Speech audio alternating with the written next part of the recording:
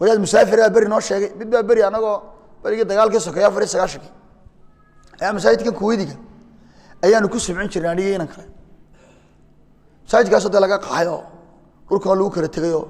shimbiriyaan duulayno aan ku sumcin jirnay maghribka ilaa cishaaga dhowr odayba aan ku tukan jirnay dabeetana xabaduna de biiftaas heesa qaar baa ku soo baxay tabliiq masaajidkii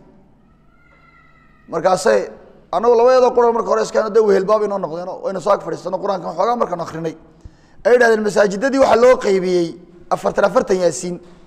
masaajid walba 40 yaasiin baa lagu xukumay in la akhriyo su'aal baan weydiiyay waxa ku yiri 40 yaasiin maxay tarayaan balaayadana baa ilaahay inaga joojinay baa iyo madfacan iyo balaayada isdhaafis وما حاول دليله وحاول دليله نبي يقول لي أياسين لما قرئ مركب هو رسالة كارك سعود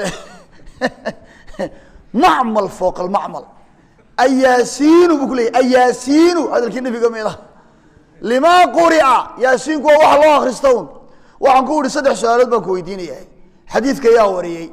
صحابي يسوعكما ما قرنا يقول يا صو صار بان كود حقو يالا ما بخاري ما مسلم ما ابو داود كتابكو قري ما قرن يا بود وما حي حكمكيس بان كود ما صحيح با ما ضعيف با ما موضوع محوي قرن ما يبود حتى كان تقول وروايات سعودي بري كيميد وددكو وحديان مقلبود باشا بيعيد دقيسه marka way ku mudaysaa waad iska arkaysaa ma xamili karayso wana la taban kun bari dambo oo Yemen aan tagay 9 marka Yemen tagay ayaa kitaabka silsilada alhadith ad-da'ifa anigoo yara tasafuxaya ayaan u harkay Sheekh Albani oo xadiidka laftigiisi sheegaya oo la waa xadiithun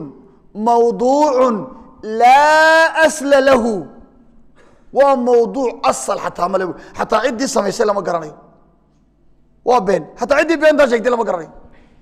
ilaa been baaba abtirsiin leh waa been bila abtirsiina ya waxaan iska dhigay sheekh weyn oo wax sheegay oo caalim buu soo haystaayo waa ka diinkaaga dhigaya waxaan diin baahayn buu diinkaaga dhigaya ya soo markaysid marka shariicadu inay dhammaystiran tahay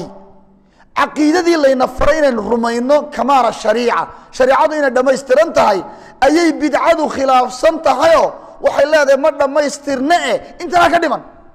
waa naaqis bilay diintu وإنت يرى وطو اللي هو كيلو من الدين أيوه اللي هو كده منطق اللي هو سامع عنه